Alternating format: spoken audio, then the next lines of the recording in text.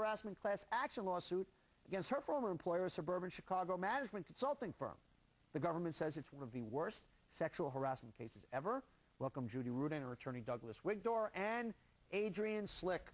Adrian, let me start with you because the prosecutors have called this one of the worst cases of alleged sexual harassment they've ever seen. Your case is still under trial. Tell me about your time at this firm, IPA. I was 19 at the time when I began working there. It was one of my first professional jobs. As a businesswoman, looking back, I can't believe that's something that even is possible in the business world today. You say from literally the first week on, you sort of agreed. Give me some examples of what you saw and what you were exposed to. Donnie, within my first week and a half, I had my floor manager, who would be in charge of a room of around 100 individuals, come up to me, lean his back, or lean onto me, lean onto my back with his private parts, and ask me to go in the back and perform oral sex for him. This is a firm with a $200 million revenue firm. 1,800 employees? Just about, yes. Okay, and your superior, was this your direct superior? Or somebody who was in charge of the training? Yes, yes. Literally comes up to you, rubs his genitals against you and says, please come back and perform oral sex. On a repeated occasion. It began first with comments within the first few days, and it took about a week. So what did you do as soon as that happened? What did you do? First, I moved my chair and moved him away from me to try and back him off. Told him this would never happen. Right. I'm going to say something to someone. How can you say this to me? And who did you go to and complain? I went to my manager. And what did your manager say? That's just, you know, the person. It doesn't matter. That's just how he is. Just deal with it.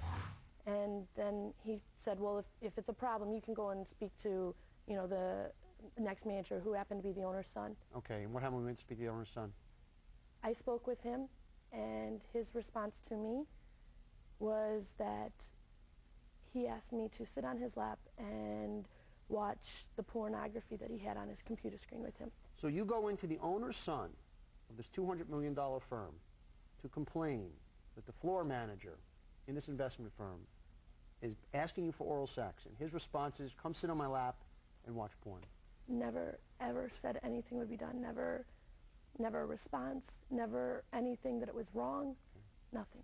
So you file suit, and now this is part of a class action suit. 100 women are part of the suit? The EEOC actually sent me a letter. That's the only way. I never knew I could go somewhere. I'm sorry, you found out about this class action. What were some of the other allegations by some of the other women in the suit? Well, there's other allegations that happened to me personally as well. Give me one or two more with you. I had another manager where I would be going to get business transactions for, you know, on a daily basis to do my job. Reach his hands on my legs and try to reach on my upper thighs, and would not let me go. Literally, physically grabbing? Grab with his hands on my legs. Tell me to wear a different skirt, that I need to have a skirt on, different shirts, different colors, how tight they were.